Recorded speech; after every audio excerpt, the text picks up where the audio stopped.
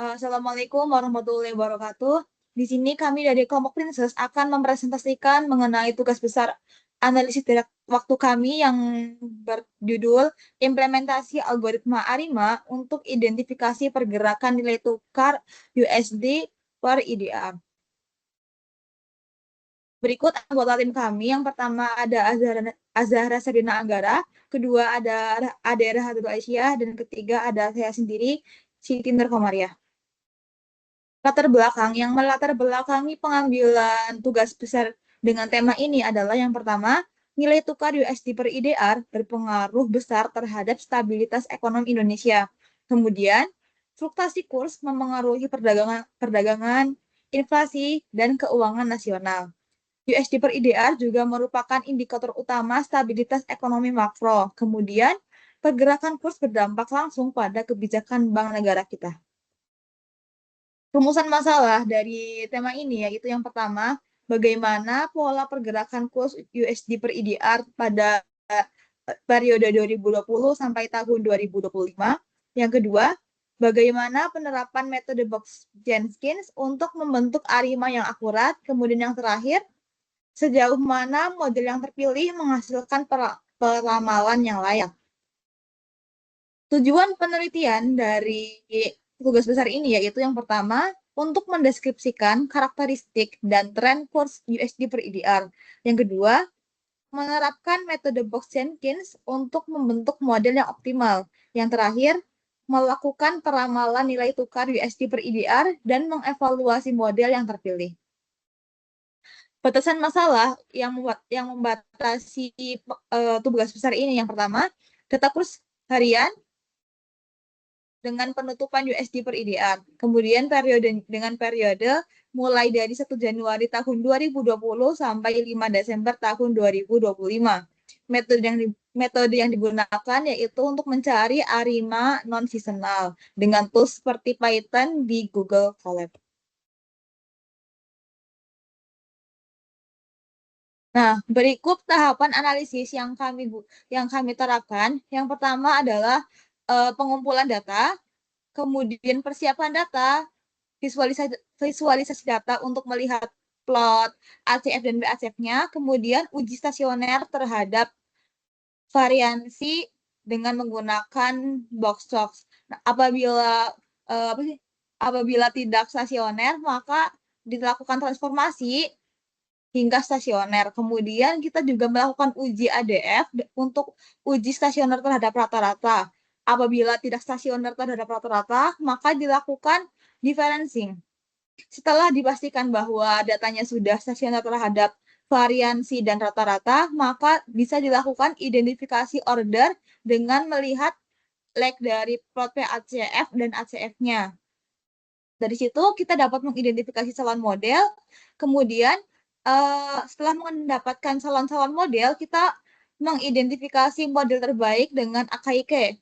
Kemudian melakukan estimasi parameter menggunakan likelihood, kemudian uji kelayakan dengan Eldung-Box, kemudian uji kenormalan sisaan atau residu dengan Shapiro-Wilks, kemudian forecasting atau peramalan data yang kita inginkan, yang kita targetkan, kemudian terakhir adalah hitung RMSE sebagai bahan uji evaluasi kelayakan.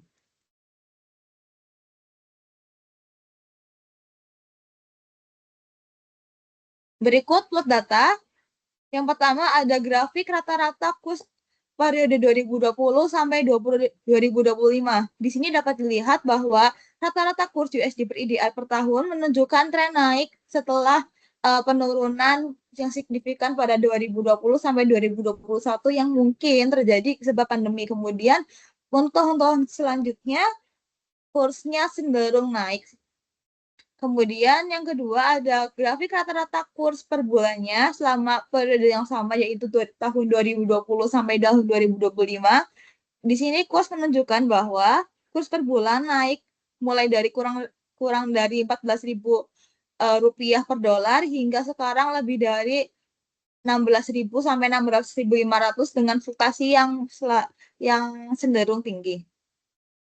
Kemudian berikut ada dekomposisi data waktu yang menunjukkan data ini sebenarnya data apa. Yang pertama, yang close ini adalah data asli, yang kemudian ada data tren yang menunjukkan peningkatan dalam jangka panjang yang cenderung tren naik, kemudian data seasonal yang memperlihatkan pola deret waktu yang bernilai sangat kecil dibanding rata-rata course. Yang kemudian ada residual atau sisaan yang merupakan pot yang menyebar secara acak di sekitar 0. Nah, di sini terlihat bahwa variansinya masih acak. Nah, di sini data kami yang asli digolongkan sebagai data tren naik, bukan seasonal, karena seasonalnya cenderung tipis dan lebih cenderung ke tren naik. Kemudian untuk selanjutnya akan dijelaskan oleh rekan saya, Adera Hatutul Aisyah. Oke, selanjutnya di sini mengenai tentang transformasi menggunakan box shocks atau cek stasioner terhadap variansi dan transformasi menggunakan box shocks. Nah, di sini berdasarkan hasil perhitungan box shocks-nya itu terlihat bahwa interval kepercayaannya itu sekitar di minus 2,34, sampai minus 0,33. Nah, jadi syarat dikatakan bahwa dia stasioner itu terhadap variansi apabila lambdanya itu sama dengan 1. Namun karena di sini tidak mencapai rentang 1, jadi dilakukanlah transformasi. Nah, setelah transformasi itu, didapat nilai lambda optimalnya itu sekitar minus 1,3382. Nah, setelah dilakukan transformasi box shock, rupanya terlihat bahwa itu setelah transformasi menjadi jauh lebih kecil dibandingkan sebelum transformasi. Jadi hal ini menunjukkan bahwa transformasi box shock berhasil menstabilkan variansi sehingga datanya ini sudah bisa dibilang bahwa datanya ini stasioner. Selanjutnya,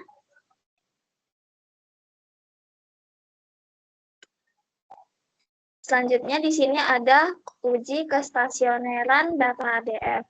Di sini terlihat bahwa p-value-nya itu sekitar 0,16, di mana dia itu lebih besar daripada 0,05. Dan ADF statistiknya itu lebih besar daripada critical value, maka datanya itu tidak stasioner sehingga dibutuhkan differencing. Nah, dilihat di sini p-value-nya 0,16 lebih besar daripada 0,25 dan ADF statisnya itu sekitar minus 2,32, dia lebih besar daripada critical value-nya yaitu minus 2,86. Seperti itu. Selanjutnya, nah ini untuk grafik differencing pertama. Selanjutnya. Oke, karena tadi sebelumnya datanya belum stasioner, jadi di sini kita stasionerkan datanya. Didapatlah p-value-nya itu sekitar 4,866 kali 10 pangkat minus 30, di mana itu lebih kecil daripada 0,05 dan ADF statistiknya itu minus 17 lebih besar daripada critical value-nya itu minus 2, ada minus 3 di 1%, minus 2 di 5%, ada minus 2,5 juga di 10%. Karena itu maka datanya stasioner pada diferensi pertama atau D sama dengan 1. Selanjutnya ini ada plot ACF setelah di differencing. Terlihat bahwa pada leg Q-nya itu ada di angka 1, 5, 13, 15, dan 20. Jadi calon moving average atau Q-nya adalah Q sama dengan 1, Q sama dengan 5, Q sama dengan 13, Q sama dengan 15, dan Q sama dengan 20. Selanjutnya. Nah, plot setelah plot sebelumnya. Nah, untuk plot PACF setelah di differencingnya itu terdapat spike signifikan pada leg ke P, ada 1, ada 2, ada 5, 13, 14, dan 19. Di mana calon model autoregresif atau MA-nya itu ada P sama dengan 1, P sama dengan 2, P sama dengan 5, P sama dengan 13, P sama dengan 14, dan P sama dengan 19. Lalu ada calon model arimanya. P1Q. Di sini terdapat beberapa calon model A5. Ada A5 111, A5 115, A5 1113, sampai di A5 19120.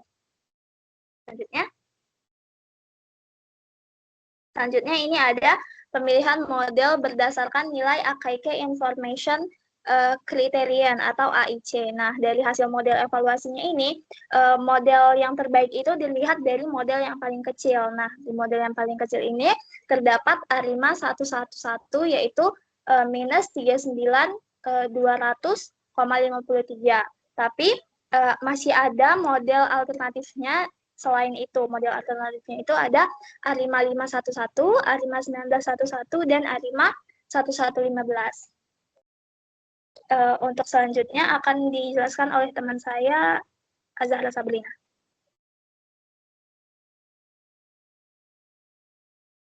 Kemudian di sini kami menampilkan hasil dari estimasi parameter menggunakan maksimum likelihood. Jadi di sini itu kriteria signifikansi parameter yang digunakan itu adalah p-value kurang dari 0,05. Nah, berdasarkan hasil estimasinya, parameter autoregresif AR memiliki p-value 0,000 yang berarti signifikan.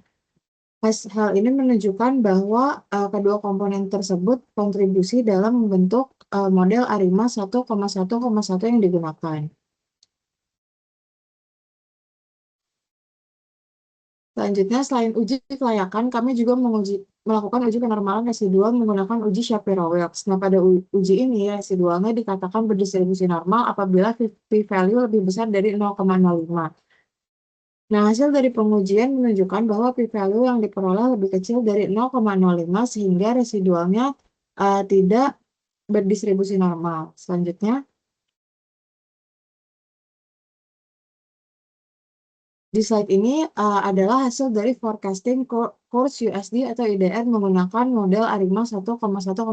Nah, garis birunya ini dia menunjukkan data historis kurs USD atau IDR, sedangkan garis merah yang putus-putus itu dia merepresentasikan nilai ramalan untuk 1 tahun ke depan. Area bayangan di sekitar garis ramalannya itu menunjukkan interval kepercayaan sebesar 95%, yang dimana menggambarkan rentang ketidakpastian prediksi.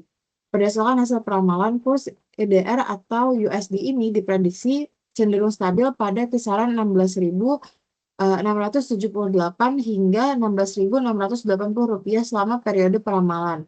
Jadi hal ini menunjukkan bahwa dalam jangka pendek pergerakan kurs ini bersifat lebih stabil tanpa adanya tren naik turun yang ekstrim. Kemudian ini adalah hasil prediksi dan evaluasi dari root mean square error. Jadi untuk 10 hari pertama setelah periode data historis terlihat bahwa nilai prediksi cenderung konstan di sekitar 16.679 rupiah, yang mencerminkan karakteristik model ARIMA-nya ini tuh differencing 1 kali. Terus evaluasi performa modelnya ini kami gunakan, modelnya dilakukan menggunakan root mean square error atau RMSE. Nilai RMSE yang diperoleh sebesar 107.85 rupiah atau sekitar 0,71% dari rata-rata kurs dari rata-rata nilai kursnya. Nah, nilai error ini jadi nilai error ini menunjukkan bahwa model memiliki tingkat akurasi yang baik dalam merepresentasikan data tersebut. Nah, berdasarkan seluruh tahapan analisis, dapat disimpulkan bahwa data kurs USD atau IDR menunjukkan tren naik dan tidak stasioner. Transformasi box menstabilkan variansi, sedangkan differencing order pertama membuat data stasioner terhadap rata-rata. Berdasarkan plot ACF dan PACF, nilai AIC terendah model ARIMA 1,1,1 ini dipilih sebagai model terbaik. Jadi parameter AR dan MA-nya ini terbukti signifikan secara statistik dengan p-value kurang dari 0,05. Modelnya juga dinyatakan layak karena residual bersifat white noise, sehingga hasil peramalan dan hasil forecasting dari USD atau IDR menggunakan ARIMA 1,1,1 menunjukkan bahwa pergerakan nilai tukar dalam jangka pendek cenderung stabil tanpa tren ekstrim. sehingga perubahan kurs lebih dipengaruhi oleh fluktuasi acak dibandingkan pola jangka panjang. Forecasting ini juga menunjukkan bahwa kurs USD atau IDR relatif lebih stabil di kisaran 16.678